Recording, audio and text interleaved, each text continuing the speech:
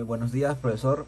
Bueno, hoy día voy a presentar mi trabajo final de campo, el cual es ver si hay una relación entre la tasa de inflación de Lima Metropolitana y la tasa de desempleo de Lima Metropolitana, pero específicamente en los otros meses de enero del 2020 a diciembre del 2021. ¿Por qué? Porque durante este periodo comprendido, en estos 2 años, Lima Metropolitana enfrentó un escenario desafiante debido a la pandemia del COVID-19. Entonces, la crisis sanitaria tuvo un impacto significativo en la economía, así provocando una contracción económica, cierre de empresas y una fuerte disminución en la demanda de empleo. Y paralelamente, las medidas de contención implementarias y las perturbaciones en las cadenas de suministro pues, afectaron los precios de los bienes y servicios, generando así presiones inflacionarias en ciertos sectores. Por eso es que en este contexto es fundamental analizar la relación entre la tasa de desempleo y la tasa de inflación en línea metropolitana durante estos 2 años. Y bueno, para lograrlo se va a aplicar un modelo econométrico VAR de vector de autorregresión. El modelo VAR también te permite analizar las interacciones en dinámicas entre bueno, estas dos variables y capturar la dependencia mutua entre ellas a lo largo del tiempo, ¿no? Para ello vamos a usar una data. Voy a compartir mi pantalla, ¿cierto? La data yo la conseguí bueno, en cuanto a lo del desempleo, en el BCRP, BCRP, la data del BCRP, y la de la inflación es también en BCRP o en el INEI. Sin embargo, aquí también se puede calcular, ¿no? Restando el IPC actual, bueno, le queremos calcular menos el anterior, y luego con ese resultado lo dividimos entre el anterior y nos sale lo que es la inflación, la tasa de inflación respectiva a la que queremos, ¿no? Bueno, una vez tenida esa data, lo pasamos bueno, en mi caso lo pasé a un Excel. Ahí cerré el Excel.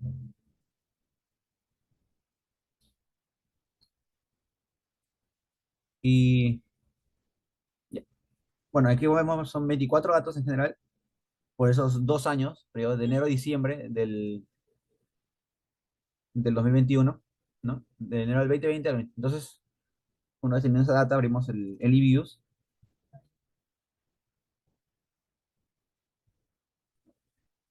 ya previamente acomodado.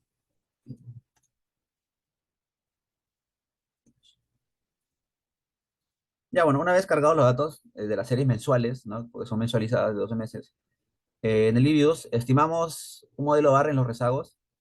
Pues, no, primero un modelo bar en View. Uy, bar. Bueno, colocamos las variables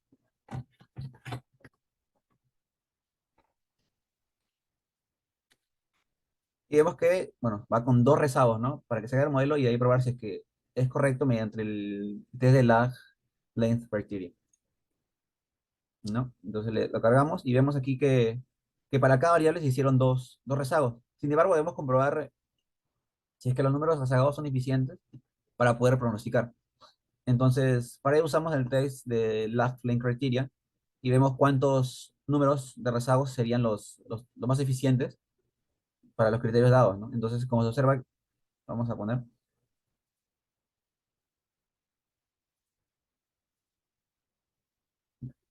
Entonces se observa, vemos que 5 de los criterios son para dos rezagos, ¿no? Acá 5 de los criterios son para dos rezagos. Sin embargo, para poder comprobar si es más correcto todavía, usamos el test de AR Roots Table. Y como vemos, a ver, aquí está. No, y como podemos apreciar, ¿no? Por lo que vemos que ni una raíz, como dice acá, no roots lie outside a unit circle, o sea, ni una raíz fuera del círculo unitario. Entonces, vemos que es un modelo eficiente para poder pronosticar. Por ello, vamos a pronosticar solamente un periodo para ver cómo va. Ya, le damos en 25. Le damos en OK. Ya. Ahora que una vez que tenemos 25 datos, ¿no? De esta serie, vamos a comprobarlo aquí. Vamos a pronosticar. Igual, usamos de la misma manera quick semivar. Estamos. no le damos en forecast. Digamos, como es solamente vamos a pronosticar un mes más, entonces le damos un pronóstico estático, bueno, y nos da ya los resultados, ¿no? Vemos que,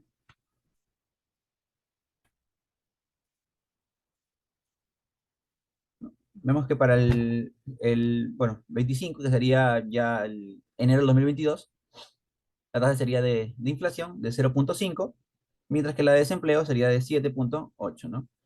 A simple vista vemos que ya como que está disminuyendo, bueno, con el anterior, el mes anterior, y la tasa de desempleo sí también ha disminuido. Bueno, y una vez ya habiendo visto los pronósticos, vamos a ver, hacemos la función de impulso, de respuesta, para poder analizar el efecto de los choques o cambios en una variable, en este caso de la inflación, cómo respondería ante un shock en la variable de desempleo y viceversa, ¿no? Y bueno, sobre la otra variable. Entonces vamos a analizar. Igual, mm, uy, a ver, ponemos los variables